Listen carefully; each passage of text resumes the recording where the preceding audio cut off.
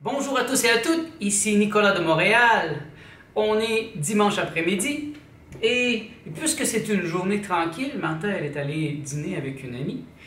Je vais en profiter pour vous raconter ma 5e expérience psychédélique. C'est pas la 5e de ma vie, mais bon, c'est la 5e d'une série que je fais cet été. Ça faisait au moins une dizaine d'années que je n'avais pas fait d'expérience psychédélique. J'en ai fait une grosse l'année passée, après un jeûne long qui m'a aidé à devenir végétalien et qui m'a rendu végétalien à 100%. Et là, cet été, enfin, j'ai pu trouver le psychédélique que je cherchais depuis longtemps et je fais une série d'expérimentations une fois par semaine, quand c'est possible, à haute dose. Donc, cette semaine, c'était la 5e et je dois dire que cette fois, je me suis senti passablement en maîtrise de la situation. Là, j'ai beaucoup d'expérience et j'ai compris comment aller chercher le maximum. Cette fois-ci, je dois dire que ça a été la plus calme, la plus pacifique, la plus facile. J'ai commencé mon expérience tout de suite avec une inspiration de faire un exercice de respiration. Moi, je fais de la méditation à tous les jours, 5 jours par semaine, qui s'appelle le pranayama. Donc, j'ai décidé de l'appliquer.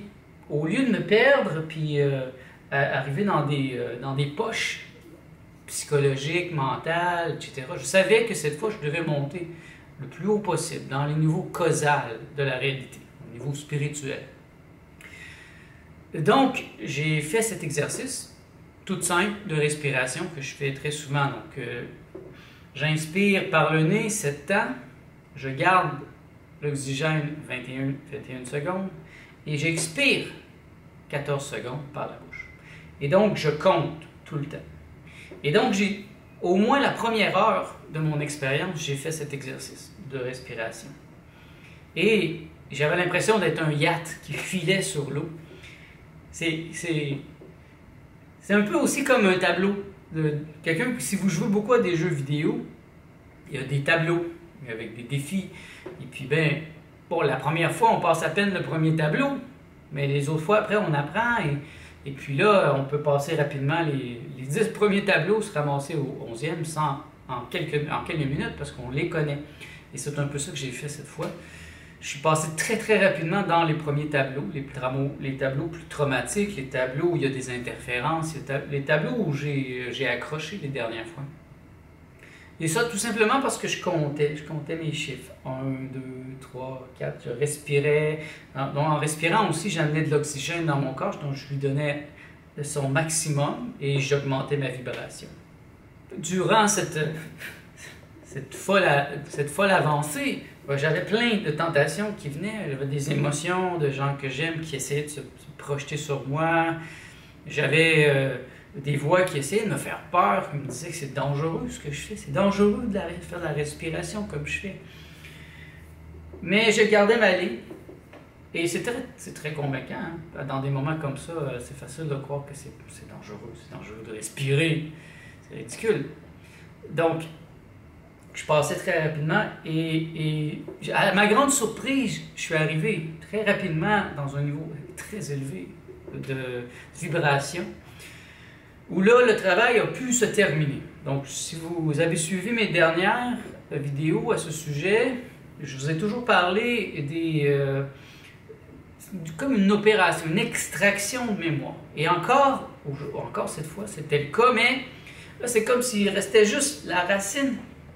Mais c'est tellement avancé, c'est tellement spirituel, j'ai eu besoin d'aide. Donc j'ai une de mes clientes qui est une experte, qui est une médium aussi, qui a une école, l'école de Tianchi, et je l'ai sentie avec moi, elle était là. Et l'opération s'est faite. C'est dur à décrire, mais encore là, je sens que ce sont des mémoires cellulaires, c'est des mémoires énergétiques qui n'ont rien à voir avec moi, qui ne m'appartiennent plus. Et en même temps, c'est un rééquilibrage énergétique. Et donc, ça s'est fait tout en douceur. J'ai pas eu de souffrance cette fois et j'ai pu passer rapidement à d'autres réflexions. J'ai senti des gens, j'ai senti à quel point je sais ce que je veux. Bon. Pendant l'expérience, j'ai une cliente qui, à mon avis, m'a manqué d'égard dernièrement et qui a tenté d'entrer dans mon énergie. Et rapidement, je l'ai détecté et je l'ai enlevé, je lui ai dit. Et j'ai demandé à mon être de la faire partir, qu'elle n'était pas bienvenue, que je voulais être seul. J'avais pas besoin de personne et surtout pas de penser à des vampires. Les vampires, c'est des gens ce sont des énergivores. C'est des gens qui viennent sucer votre énergie, mais qui vous redonnent rien ou qui vous font travailler comme un fou pour recevoir l'égal. Donc, c'est pas égal. C'est jamais égal avec ces gens-là. Et cette femme-là, elle a tenté d'entrer cette fois dans mon énergie et je ne l'ai pas laissée entrer. Et plein d'autres choses aussi. Des fois, c'est juste des émotions des autres qui ne m'appartiennent pas, les problèmes des autres. Et si je veux régler mes problèmes à moi, je ne peux pas penser à régler ceux des autres parce que ça crée un flou et ça dérange, ça fait une interférence. Donc cette fois, j'étais super sharp, super précis, je suis monté le plus haut possible et ça a été vraiment très satisfaisant. J'ai senti une grande paix. J'ai senti une nouvelle présence féminine d'une femme que j'ai rencontrée cette semaine dans le groupe d'intégration psychédélique. Je ne sais pas si c'est conscient de sa part ou si c'est vraiment quelque chose qu'elle est en train de développer, mais j'ai senti qu'il y avait un intérêt, elle était là.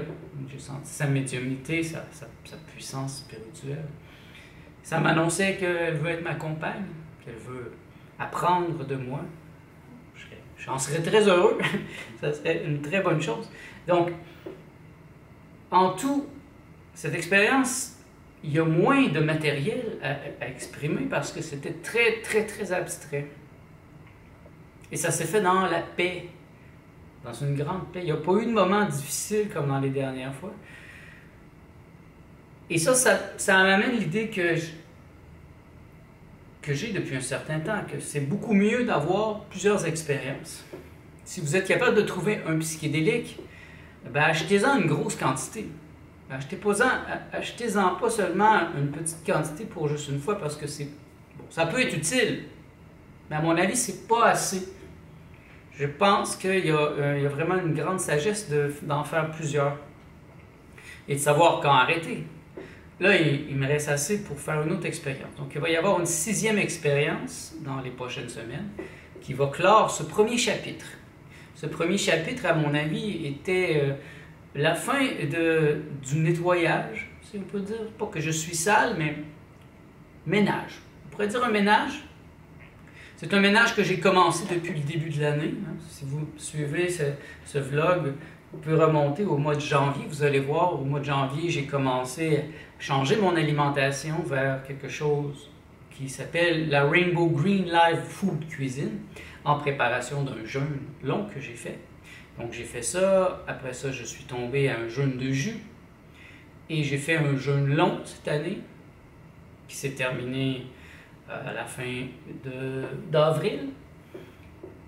Et là, on était en préparation aussi pour le déménagement. Donc, c'était un travail extérieur et intérieur, un gros travail énergétique qui s'est fait. On a trouvé l'appartement ici. On a déménagé au mois de mai.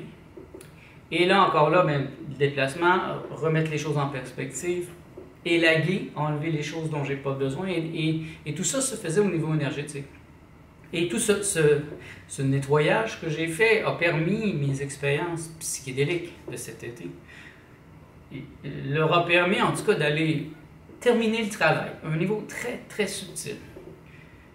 Vous le savez maintenant, je crois vraiment que les maladies, tout autant que le bonheur, vient des niveaux les plus subtils, le niveau spirituel, le niveau causal de la réalité.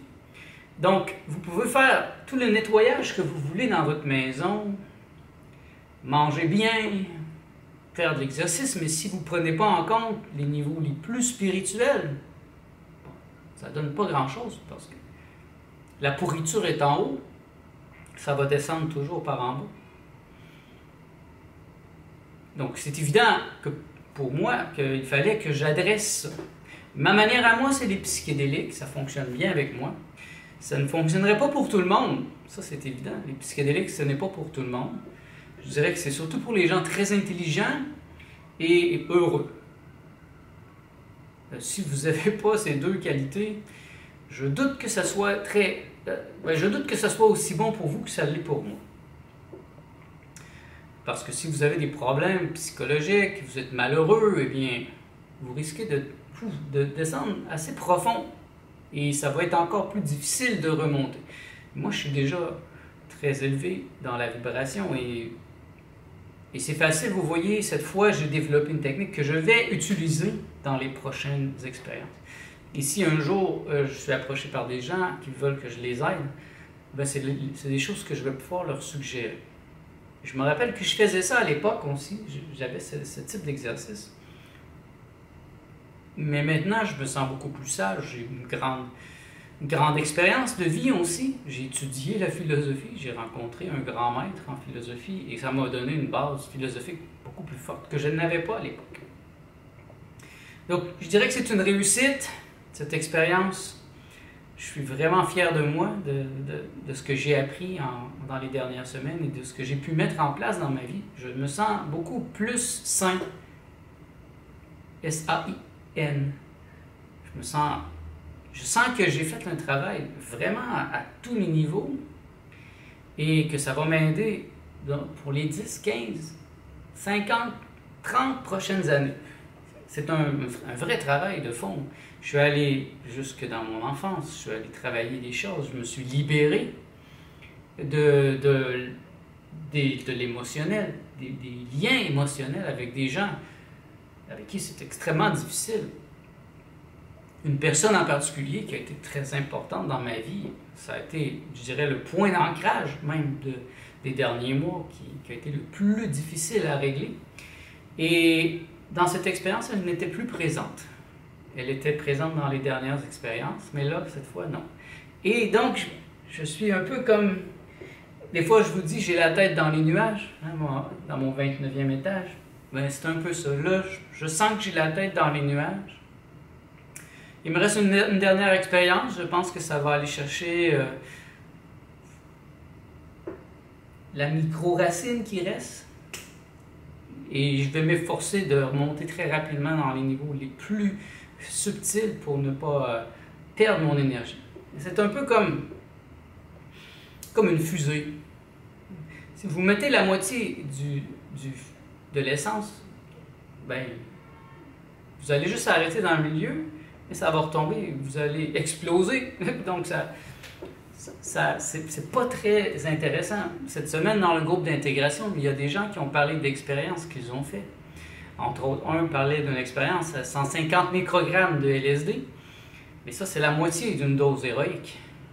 Et c'est pas assez. Et je voyais bien qu'il y avait des problèmes. Il n'y avait pas eu la force d'intégrer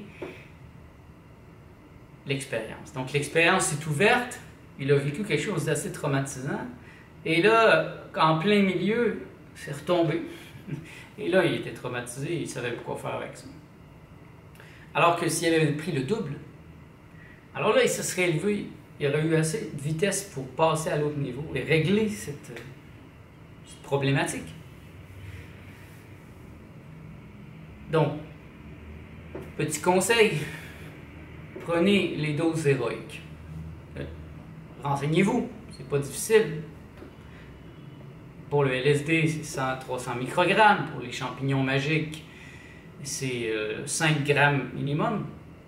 Donc, comme Terence McKenna le dit bien. Pour les autres, ben, ça dépend.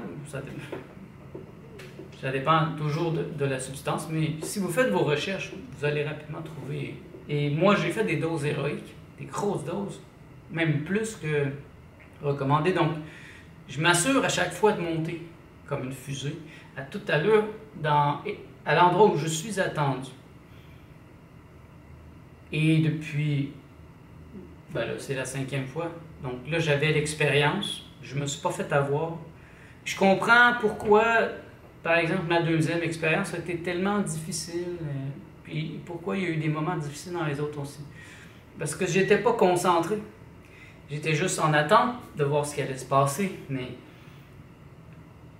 ça permet des pensées de venir. Et quand on pense à quelque chose ou à quelqu'un, ça devient rapidement immense. Et on commence à être englobé dans cette pensée.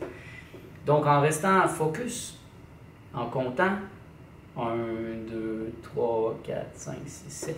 Je pouvais sentir l'expérience prendre de l'ampleur, ma vibration monter, et je restais centré. Je voyais bien qu'il y avait des tentations de penser à autre chose, mais puisque j'étais occupé à compter, eh bien, je gardais ma ligne. Et comme je disais, c'est pas pour tous. Vous pouvez faire d'autres choses. Hein. Il y a le holotropic breathwork, la respiration holotropique, qui est une respiration en psychologie transpersonnelle. Il y a bien sûr du yoga, il y a un paquet de choses que vous pouvez faire, le reiki. Moi, c'est ma manière. Moi, je suis violent. Je suis un créateur. Donc, la violence créatrice est très forte en moi et j'ai vraiment le désir d'être dans quelque chose de fort. Et l'expérience psychédélique est extrêmement forte. Je pense que la majorité des gens ne seraient pas capables de passer à travers en un morceau comme je le fais. Et je vois que j'ai appris des grandes choses dans mes expériences. Il m'a été mis des enseignements qui ne font peut-être pas du sens en ce moment, mais qui vont faire du sens bientôt. Par exemple, je pense que c'est la semaine passée, j'ai fait une expérience où j'étais en train de mourir et j'étais en train de me dissoudre et c'est extrêmement traumatique. Et là, je me suis mis à bénir. J'ai béni ma souveraineté. J'ai béni mon être. Et en bénissant, ça m'a permis de garder mon centre de gravité permanent. Et cette nuit, j'ai fait un rêve. Et il y avait un enfant qui était le diable. Et l'enfant, je prenais ses jouets, je les enlevais, je les emmenais dans l'autre chambre. Je ne voulais pas qu'il soit à côté de moi. Et là, il s'est fâché. Il a fait tout disparaître dans mon rêve. Et il m'a comme attrapé dans son emprise. Et là, il m'a commencé à me soulever. Et là, je n'étais pas capable de bouger. Donc, tout ce que je pouvais faire, c'est bénir. Donc, j'ai commencé à bénir. J'ai commencé à bénir. Je bénis ma souveraineté. Je bénis mon être. Je bénis ma joie.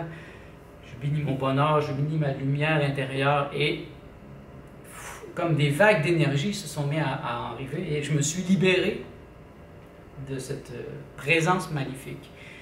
Mais ça, c'est quelque chose que j'ai remarqué et que j'ai fait dans une expérience psychédélique. Et je vois que je peux l'appliquer dans un rêve. Incroyable, n'est-ce pas? Il y a beaucoup d'enseignements à recevoir. Si vous voulez avoir plus d'informations, n'hésitez pas à acheter mon livre. Mon livre s'appelle « Le maître psychédélique ». Et il contient toutes les réponses aux questions que j'avais il y a 10 ans. J'avais beaucoup de questions, probablement que vous avez beaucoup de questions, et moi j'ai répondu à toutes mes questions. J'ai réussi à répondre à toutes mes questions. Et j'en ai fait un livre. Donc, le maître psychédélique, je l'ai fait traduire en anglais, en espagnol, donc no problem. Si vous parlez anglais, the psychedelic master is available for you. Donc, c'est en toute simplicité que je voulais vous partager cette expérience. Il va y en avoir une autre, donc soyez à l'écoute pour la prochaine. Puis merci de votre soutien. Je vous sens de plus en plus. J'aimerais vous sentir plus. J'aimerais sentir que vous êtes plus présent. Donc si vous me suivez, vous appréciez, bien, laissez un pouce, partagez cette vidéo. Faites-moi des commentaires, posez-moi des questions. Et ça va m'aider à rendre cette chaîne plus intéressante. Donc, merci d'être à l'écoute. On se revoit dans le prochain vlog.